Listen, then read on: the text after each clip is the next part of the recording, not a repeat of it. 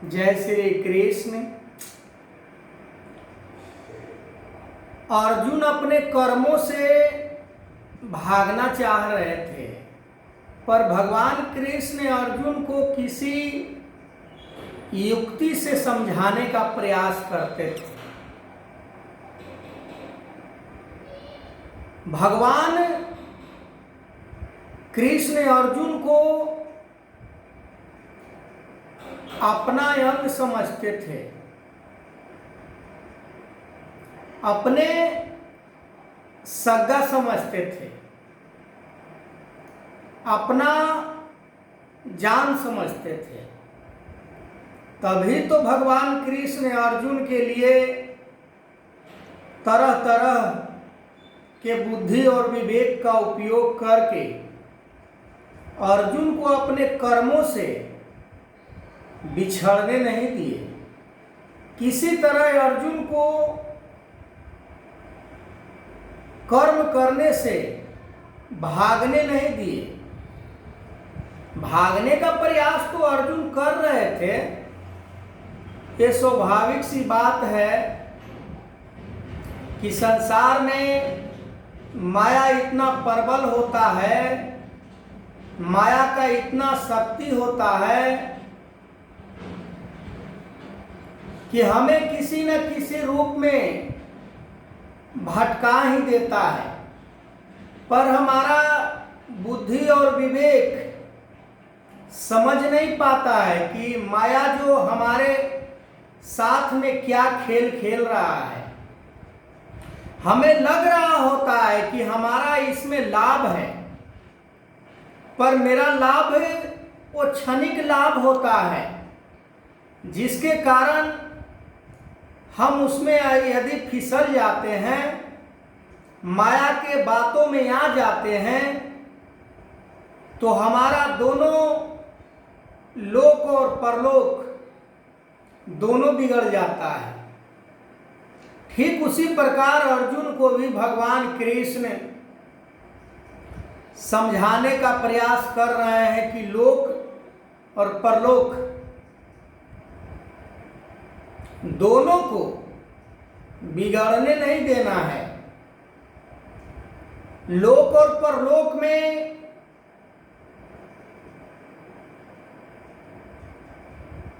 निंदनीय नहीं साबित होना है।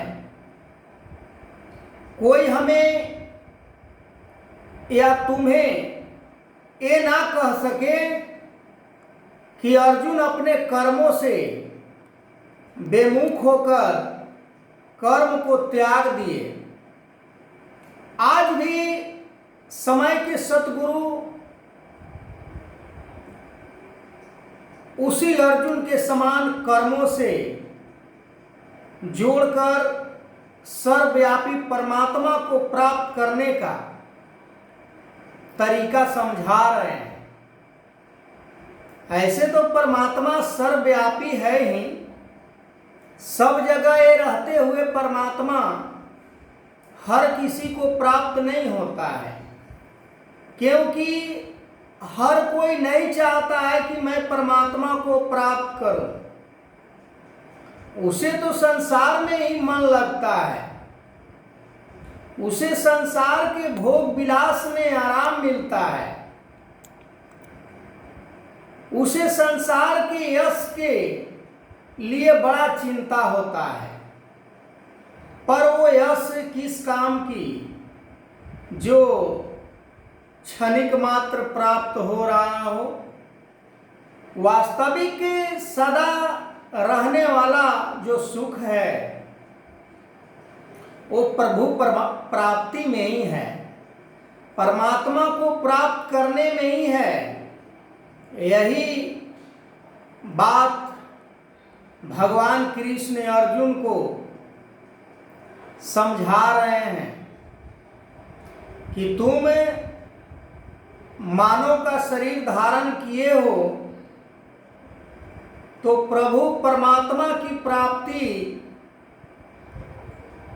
बड़ा जरूरी है। परमात्मा को ही प्राप्त करने के लिए शरीर धारण किए हो तुम। परमात्मा को प्राप्त करने के लिए जो कर्म बताए जाते हैं, जो विधि बताया जाता है, जो ढंग बताया जाता है, उसे करना होता है, उसे मानना होता है। जैसे हम जान रहे हैं कि जमीन के नीचे हर जगह पानी है, पर हर जगह तो हमें प्यास नहीं बुझ सकता है। प्यास बुझाने के लिए किसी कुएं का सहारा लेना पड़ेगा, किसी नल का सहारा लेना पड़ेगा, किसी हैंडपंप का सहारा लेना पड़ेगा। ठीक इसी प्रकार परमात्मा को प्राप्त करने के लिए समय के सतगुरु को प्राप्त करना होता है। समय के सतगुरु यदि प्राप्त हो जाए और जो समय के सतगुरु बता रहे होते हैं उस बात को यदि हम मान जाते हैं, उसके अंदर फिर कोई मिलावट नहीं, कोई इधर उधर के बातों से नहीं, पूरे के पूरे गुरु के वचन को मानकर ही सर्वव्यापी परमात्मा को प्राप्त किया जा सकता है। कहा जाता है कि जल में कुंभ है, कुंभ में जल है, बाहर भीतर पानी, फूटा कुंभ जल जल ही समाना, यह तथ्य जाने कोई ज्ञानी।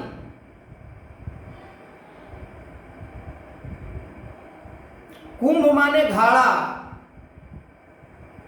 पानी को भर के घड़े को समुद्र के अंदर रख दिया जाए तो पता नहीं चलता है कि ये कौन से हमने पानी को घड़े में रखा था, वो मिल जाता है। ठीक उसी प्रकार सतगुरु को बात को मानकर, सतगुरु को कर्म को अपनाकर जीवन को वैसा बना लेना चाहिए जो हमारा सतगुरु कहते हैं, जो हमारे सतगुरु करते हैं। परमार्थ, दया, प्यार, करुणा, नम्रता, सहनशीलता। हम यदि किसी को कुछ दे देते हैं, पूरे दुनिया में ढिंढोरा पीट देते हैं, हमने अमुक व्यक्ति को, फलाने व्यक्ति को ये दे दिया, वो दे दिया, इतना अहंकार हो जाता है हमारे मन के अंदर। पर उसे ये पता नहीं होता कि पूरे सृष्टि को चलाने वाला परमात्मा, सभी को सब कुछ देने वाला परमात्मा के मन के अंदर कभी किसी प्रकार का अहंकार नहीं आता है कि मैंने पूरे दुनिया को बनाया, मैंने पूरे दुनिया को चला रहा हूँ, मैं आगे नहीं चलाऊंगा, मैं और किसी को नहीं दूंगा। ऐसा नहीं है। पर आज समाज में यदि देखा जाए, मानव परिवार के बीच देखा जाए, तो भाई भाई को भी यदि किसी प्रकार के हेल्प मदद कर दिया तो पूरे गांव जवार बहुत दूर दूर तक ढोल मंजीरा को लेकर पीटना शुरू कर देता है। ये क्या है? ये पूरे पूरे स्वार्थ, लोभ। पर हम नहीं समझ पाते हैं कि लोभ किसे कहा जाता है, स्वार्थ किसे कहा जाता है। घिनना किसे कहा जाता है। यदि ये इंसान बात को समझ ले तो फिर किसी से नफरत नहीं करेगा, किसी से घिनना नहीं करेगा, किसी को देखकर जलन नहीं करेगा। आगे मैं वीडियो कंटिन्यू करूंगा, तब तक के लिए जय श्री कृष्ण।